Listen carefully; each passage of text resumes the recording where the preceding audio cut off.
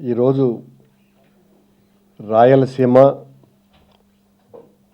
ప్రకాశం జిల్లా, నెల్లూరు జిల్లా, ఉత్తరాంధ్ర జిల్లాలన్నీ కూడా కరువుతో అల్లాడిపోతుంటే రాయలసీమ, ప్రకాశం జిల్లాలలో రైతులంతా కూడా మరి బోర్లు వేసినా కూడా నీళ్లు పడకుండా కరువుతో అల్లాడిపోతుంటే వాళ్ళ ఆక్రందనలతో రాష్ట్రమంతా సెగలు కక్కుతూ ఉంటే ఈ రాష్ట్రంలో రైతాంగమే కాకుండా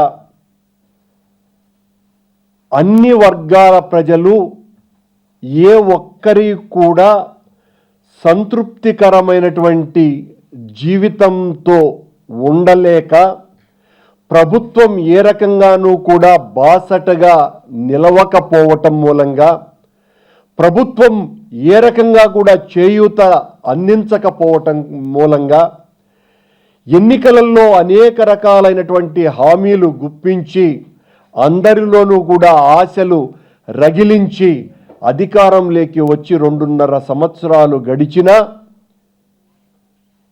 రైతుల దగ్గర నుంచి కార్మికులు కానీ, విద్యార్థులు కానీ, నిరుద్యోగులు కానీ, డ్వాక్రా మహిళలు కానీ, ఉద్యోగస్తులు కానీ, ఆటో కార్మికులు కావచ్చు, ఎవరైనా కూడా ఈ రాష్ట్రంలో పేదరికంతో అల్లాడిపోతున్నటువంటి ప్రతి ఒక్కరూ, బలహీన వర్గాల వాళ్ళు, దళితులు అందరూ కూడా తమకు ఏ రకమైనటువంటి న్యాయము జరగటం లేదు అని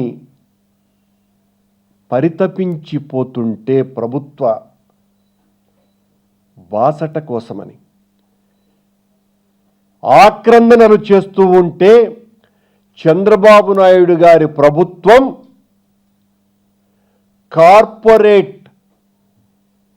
కార్పెట్ల కింద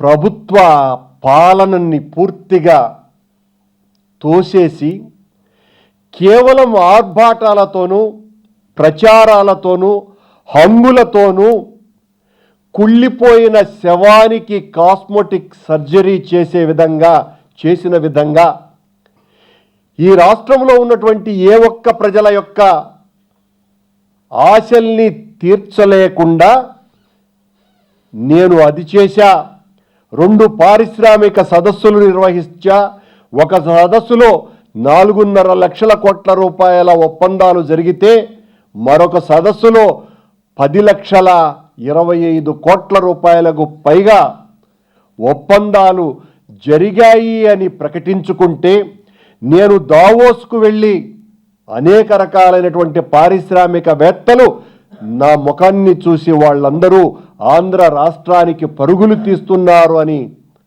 ఈయన గారు ప్రకటనలు ఇచ్చుకుంటూ ఉంటే అమరావతి నగరాన్ని ఒక రోజున చైనా లాగా, షాంఘై లాగానో, మరొక రోజున షికాగో లాగానో, మరొక రోజున లండన్ లాగానో, సింగపూర్ లాగానో ఏది మెదడుకు ఆలోచనలోకి వస్తే ఆ రకంగా అభివృద్ధి చేసేస్తున్నా, ఒక అద్భుతమైనటువంటి నగరాన్ని నిర్మించబోతున్నా, నాకు పోటీ అభివృద్ధి చెందినటువంటి దేశాలే తప్ప మరింకేమీ కాదు అని ఒక నిరంతరమైనటువంటి ఉన్నది లేనిదిగా చూపించేటువంటి ప్రచార కళలో ఓ నిష్ణాతుడై విరాట్ స్వరూపుడైనటువంటి చంద్రబాబు నాయుడు గారు ఈ రోజున మళ్ళీ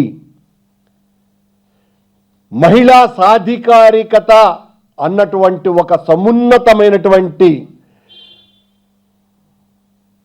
నినాదాన్ని కూడా ఓ కిట్టి పార్టీ లాగా మార్చివేసి దాన్ని కూడా తన స్వప్రయోజనాల కోసం రేపటి నుంచి నేను మహిళా సాధికార సదస్సును ఏర్పాటు చేశా అనేటువంటి ప్రకటనలకు, ప్రచారానికి దాన్ని ఉపయోగించుకోవటానికి ఆయన కార్యోన్ముఖులు అవ్వటం జరుగుతోంది. నిజంగా ఈ మహిళా సాధికారిక సదస్సులో అభిలషణీయమైనటువంటి చర్చ జరిగిందా? అనుసరణీయమైనటువంటి ఆలోచనలు వచ్చినాయా? లేదా కేవలం తనకు కావలసినటువంటి, తనకు భజన చేసేటువంటి, తన కుటుంబీకులకు సంబంధించినటువంటి ఓ మామూలు పార్టీ కార్యక్రమంగా ఇది మారిందా అని మనం అందరము కూడా ఆలోచిస్తే, ఈ రాష్ట్రంలో ఉన్నటువంటి మహిళల యొక్క రోదనంతా కూడా నిన్న జరిగినటువంటి ఈ సాధికార సదస్సు యొక్క అరుపులకు బ్యాక్గ్రౌండ్ మ్యూజిక్గా మారింది అని చెప్పక తప్పదు. ఆంధ్రప్రదేశ్ రాష్ట్రంలో ఉన్నటువంటి లక్షలాది మంది మహిళల యొక్క రోదన, వేదన అమరావతిలో జరిగినటువంటి ఈ మహిళా సదస్సుకు బ్యాక్గ్రౌండ్ మ్యూజిక్గా, నేపథ్య సంగీతంగానే ఉన్నది తప్ప వీళ్ళు అదేదో ఓ పార్టీ కార్యక్రమంగా, కిట్టి పార్టీ కార్యక్రమంగా మార్చివేసి ప్రజాస్వామ్యాన్ని పరిహసించే విధంగా వ్యవహరించి, ప్రజాస్వామ్యం అంటే అధికార, దాన్ని వ్యతిరేకించేటువంటి ప్రతిపక్ష లేదా దాన్ని విభేదించేటువంటి అభిప్రాయాల సమన్వయమే ప్రజాస్వామ్య గొంతు తప్ప, తనను విభేదించేటువంటి వాళ్ళ గొంతును నొక్కేటువంటి కార్యక్రమంగా ప్రజాస్వామ్యానికి కొత్త అర్థం చంద్రబాబు గారి ప్రభుత్వం తీసుకురావటం అంత దౌర్భాగ్యకరమైనటువంటి పరిస్థితి మరొకటి లేదు. నచ్చని గొంతును వినిపిస్తే దాన్ని అంగీకరించేటువంటి ప్రసక్తి చంద్రబాబు గారి ప్రభుత్వానికి చేత కాకుండా పోతుంది. ఎక్కడైనా మీరు ఒక సదస్సును నిర్వహిస్తే ఆ సదస్సులో తద్విరుద్ధమైనటువంటి అభిప్రాయాన్ని ఎవరైనా వ్యక్తీకరిస్తే ఆ తరువాత అదే వేదిక మీద మీ అభిప్రాయం ఏ రకంగా తప్పో అని విశదీకరించేటువంటి స్వేచ్ఛ ఉండటమే ప్రజాస్వామ్యం. దాన్ని వాడుకునేటువంటి అవకాశం మీకు పరిపూర్ణంగా ఉండినప్పటికీ మీ అభిప్రాయాలను వ్యతిరేకించేటువంటి వాళ్ళెవ్వరి గొంతులు వినిపించకుండా చేసేటువంటి కార్యక్రమం చేయటం అన్నది చాలా బాధాకరమైనటువంటి విషయం. ఆ మహిళా సాధికార సదస్సులో ఈ రాష్ట్రంలో అల్లాడిపోతున్నటువంటి ఒక్క డ్వాక్రా మహిళ యొక్క గొంతైనా వినిపించిందా? ఈ దేశంలో మహిళలకు జరుగుతున్నటువంటి అన్యాయాలకు వ్యతిరేకంగా తిరగబడుతున్నటువంటి, పోరాటం చేస్తున్నటువంటి, ఉద్యమాలు నిర్వహిస్తున్నటువంటి ఆలోచనాశీలురైన ప్రగతి కాముకుల గొంతులు ఒక్కరివన్నా అక్కడ వినిపించాయా? ఆ వేదిక మీద ఆ ముఖాలు కనిపించాయా? పారిశ్రామిక రంగాలలో దిగ్గజాలైనటువంటి మహిళలతో దాన్ని నింపి మహిళా సాధికారిక సదస్సును మేము గొప్పగా నిర్వహించినాము అని అంటే అంతకంటే దౌర్భాగ్యం మరొకటి లేదు. ఒక్క రూపాయన్నా మహిళలకు, డ్వాక్రా మహిళల అప్పును మీరెందుకు తీర్చలేకపోయారు? మీరెందుకు వాళ్ళ కన్నీళ్లను ఇప్పటికీ తొడవలేకపోయారు? దూబగుంట రోషమ్మ స్ఫూర్తితో ఈ రాష్ట్రంలో ఉన్నటువంటి మహిళలంతా కూడా రోదిస్తూ, ఏడుస్తూ, కన్నీళ్లు కారుస్తూ ఈ మద్యం మహమ్మారి వలన మా కుటుంబాలన్నీ సర్వనాశనమైపోతున్నాయి అనేటువంటి వాళ్ళ వేదనా పూరిత ముఖాలు మీకెందుకు కనపడలేకుండా పోతున్నాయి? మీరే అధికారం చేపట్టినటువంటి రోజే బెల్ట్ షాపుల్ని నిషేధిస్తున్నానని చేసినటువంటి తొలి సంతకం ప్రతి గ్రామంలోనూ బెల్ట్ షాపులతో ప్రతి గ్రామము విరాజిల్లుతూ మహిళల యొక్క ఏడుపులు పెడబొబ్బలతో ఈ రాష్ట్రమంతా నిండిపోయి ఉంటే మీకు కనపడలేదా చంద్రబాబు నాయుడు గారు? మీ పాలనలో మహిళా అధికారులకు, మహిళా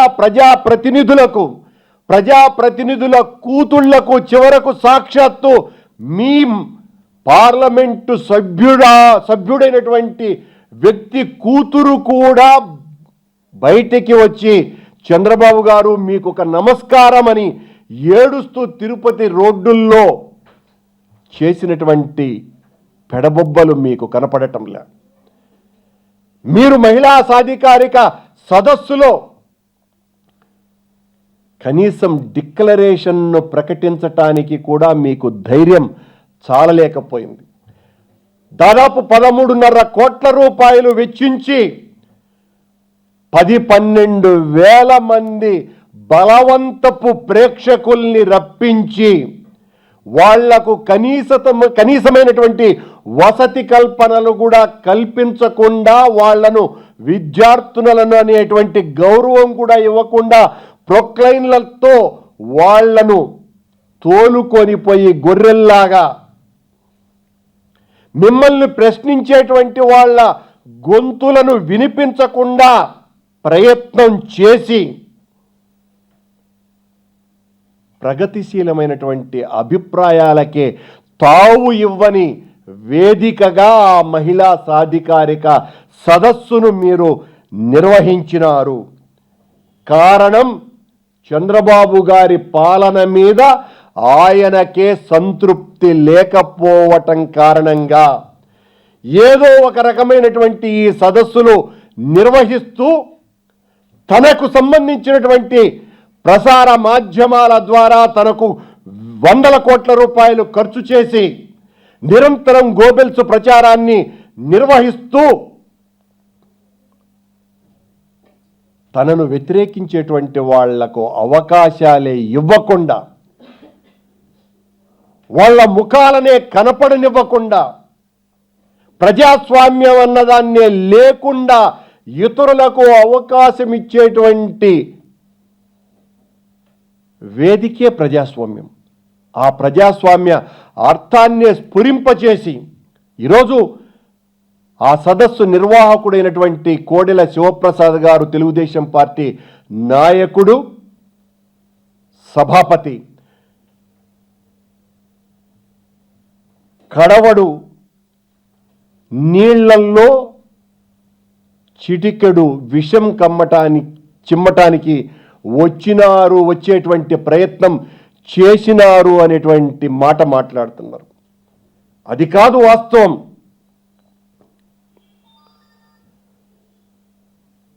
కడవడు విషయంలో చిటికెడైన పాలను కలిపేటువంటి ప్రయత్నం వైఎస్ఆర్ కాంగ్రెస్ పార్టీ చేసింది తప్ప మరొకటి కాదు. అక్కడ జరిగినటువంటి మా శాసనసభ్యురాలి యొక్క అవమానం, ఆమె కార్చినటువంటి కన్నీళ్లతో మీరు పన్నీరుగా సదస్సు నిర్వహణలో చల్లుకున్నారు తప్ప మరొకటి కాదు. రోజా యొక్క కన్నీటిని పన్నీటిగా మీరు ఆ సదస్సులో చల్లుకున్నారు. గంగగోవు పాలు గరిటెడైనను చాలు, కడవడైననేమి కరము పాలు.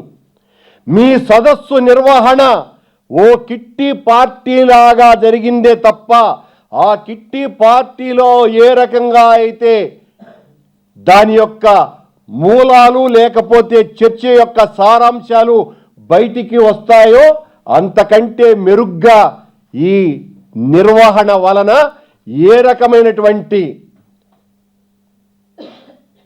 సారాంశము బయటికి రాలేదు. రాకపోగా ప్రభుత్వ ధనం విపరీతంగా ఖర్చు కావటమే కాకుండా ఇలాంటి వాటిలన్నింటినీ కూడా చంద్రబాబు గారు తన స్వార్థ ప్రయోజనాలకు ప్రజా ప్రయోజనాలను పక్కన పెట్టి ఎన్నికల హామీలలో ఇచ్చినటువంటి వాగ్దానాలన్నీ కూడా తుంగలో తొక్కటానికి వాడుకోవటానికి ఉపయోగపడేటువంటి ఉపకరణాలుగా మార్చుకునే ప్రయత్నం తప్ప మరొకటి కాదని నిన్న మళ్ళీ ఆయన గారు త్వరలో తల్లికి వందనం అనేటువంటి కార్యక్రమం నిర్వహించబోతున్నారట. భారతదేశ సంస్కృతి, ఈ సంస్కృతిలో ఈ ఆచారంలో భాగం తల్లి భగవంతుని కంటే కూడా ఎక్కువ. ఆయన గారు ఏడాదిలో ఒకరోజు పాఠశాలలో తల్లులకు పిలిచి పాదాభివందన కార్యక్రమాన్ని చేస్తారట. మీ ద్వారా మొత్తం తెలుగు జాతి ప్రజలకందరికీ కూడా విజ్ఞప్తి చేస్తున్నాం. మన సంస్కృతికి, మన ఆచారాలకు, మన కట్టుబాట్లకు మనం నిరంతరం కట్టుబడి ఉన్నటువంటి, తరతరాలుగా కట్టుబడి ఉన్నటువంటి సంస్కృతి మనది. అలాంటి మనకు తల్లికి పాదాభివందనం అనేటువంటి కార్యక్రమానికి చంద్రబాబు గారు శ్రీకారం చుట్టుతున్నారట. చంద్రబాబు గారికి బహుశా తల్లి ఆమె మరణించిన 10 సంవత్సరాల తరువాత మొట్టమొదటిసారి గుర్తుకు వచ్చిందేమో అన్నటువంటి అనుమానము, భయము దీని ద్వారా కలుగుతున్నాయి. ఈ దేశ సంస్కృతిలోనే భాగం లవర్స్ డే లాగా, ఫ్రెండ్షిప్ డే లాగా పాశ్చాత్య సంస్కృతిలో భాగంగా తల్లికి పాదాభివందనం అనేటువంటి ఒక రోజును తీసుకురావాలనేటువంటి ప్రయత్నం మీరు చేయబోతున్నారా చంద్రబాబు గారు? నిరంతరం ప్రతి బిడ్డ వాళ్ళమ్మకు మనసులో నేరుగా పాదాభివందనం చేసేటువంటి సంస్కృతిలో భాగంగా బ్రతుకుతున్నటువంటి మాకు మీరు తల్లికి పాదాభివందనం అనేటువంటి కొత్త కార్యక్రమాన్ని నేర్పించేటువంటి ఆలోచన రావటం జోహార్. చంద్రబాబు గారు, ఇది కాదు మీరు చేయవలసినటువంటి కార్యక్రమం. మీరు నిజంగా ఓ కొత్త కార్యక్రమం చేపట్టాలని నిశ్చయించుకుంటే పిల్లనిచ్చినటువంటి మామకు పూజ పెట్టండి చంద్రబాబు గారు. చాలా ఆచరణీయంగా, చాలా అభినందనలు మీరు అందుకుంటారు.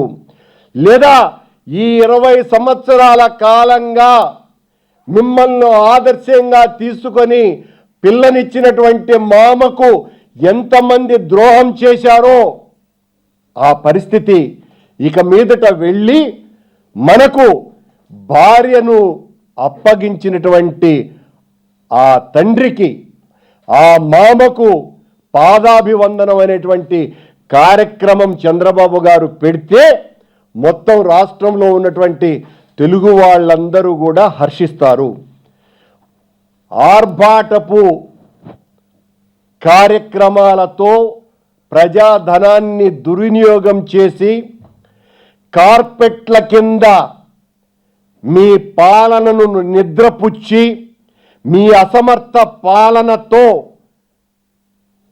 బయటికి లేపి ప్రజలను వంచేటువంటి మీరు నిన్న చేసినటువంటి 10,25,000 కోట్ల రూపాయల ఒప్పందాలకు సాక్షాత్తు పరిశ్రమల శాఖ కార్యదర్శి ఆరోగ్యరాజ్ సంతకాలు పెట్టడానికి కూడా నిరాకరించాడు. అమరావతి భూములకు సంబంధించి 3 ప్రధాన కార్యదర్శులు, చీఫ్ సెక్రటరీలు సంతకాలు పెట్టడం చేయలా. అంటే మీ పాలన ఎంత భయాన్ని అధికారులకు కలిగిస్తోందో అందరికీ తెలిసినటువంటి విషయమే. ప్రజల మనసును దోచండి, ప్రజల జీవితాలను దోయకండి, వాళ్ళ జీవితాలను దోచవద్దు. ఇప్పటి వరకు మీరు ప్రజల జీవితాలను దోచారు. ఇకనైనా మంచి పనులు చేసి ప్రజల మనసుల్ని దోయమని విజ్ఞప్తి చేస్తున్నాం. లేదా మీ పరిపాలన ఇప్పటికే అవసాన దశకు వచ్చి మీ పాలన పట్ల ప్రజల్లో ఆగ్రహ జ్వాలలు రగిలిపోతున్నాయి. ఆ ఆగ్రహ జ్వాలల్లో మీ పాలన అంతం కాక తప్పదు అని హెచ్చరిస్తున్నాం. సార్, వైసీపీ ఏ కార్యక్రమం తీసుకున్నా ప్రతిదానికి నిరసన వ్యక్తం చేస్తుంది, అభివృద్ధిని అడుగడుగున అడ్డుకుంటుంది అనేది టీడీపీ ఆరోపణ. ప్రజాస్వామ్య లక్షణమే అదమ్మా. ప్రతిపక్షం ప్రభుత్వ పక్షానికి భజన చేసి బాజా కార్యక్రమాలు ఊదటం కాదు మేము చేయాల్సినటువంటి పని. ప్రజాస్వామ్య ప్రాథమిక లక్షణం మరో విరుద్ధమైనటువంటి అభిప్రాయం ఉండటం. ఆ అభిప్రాయం తప్పు అని నిరూపించేటువంటి కార్యక్రమం చేయవలసినటువంటి వాళ్ళు మీరు. కానీ మీ అభిప్రాయం తప్పు అన్నది నిరంతరం ప్రజలు తెలుసుకొని ప్రతిపక్షంలో ఉన్నటువంటి వాళ్ళ గొంతులే నిజాన్ని పలుకుతున్నాయి అని వాళ్లే నిరంతరం చెప్తున్నారు. అందరికీ దేశభక్తి ఉంది, అయినా ఆగస్టు 15 రోజులను జరుపుకుంటున్నాను. అలాగే అమ్మకు వందనము తెలుగు వందనం పెడితే తప్పేంటి ప్రోగ్రాం లాంటిది. మన సంస్కృతిలో నిరంతర భాగంగా, అందులో మీరు ఒక తల్లిగా ఒక స్త్రీగా మేము నిరంతరం మా అమ్మను పూజిస్తుంటే ఒక్కరోజు పూజిస్తే తప్పు అని మీరు అడిగితే ఎలాంటి మామ? అంటే చంద్రబాబు గారికి ఇప్పుడు కొత్తగా గుర్తుకు రావటం 67 ఏళ్ల వయస్సు. అప్పుడు మన సంస్కృతిలో భాగమైనటువంటి తల్లిని దేవతగా, అమ్మను దేవుడి కంటే ఎక్కువగా పూజించేటువంటి ఆచారం కలిగినటువంటి మనకు బడికి పిలిచి అమ్మకు పాదాభివందనం చేస్తారు అనే ఒక కార్యక్రమాన్ని, అది కూడా ఒక ప్రచార కార్యక్రమాన్ని నిర్వహించాలని చంద్రబాబు పూనుకుంటే దాన్ని ఆహ్వానిద్దాము అని అంటే నేను చేయగలిగింది ఏం లేదు తల్లి.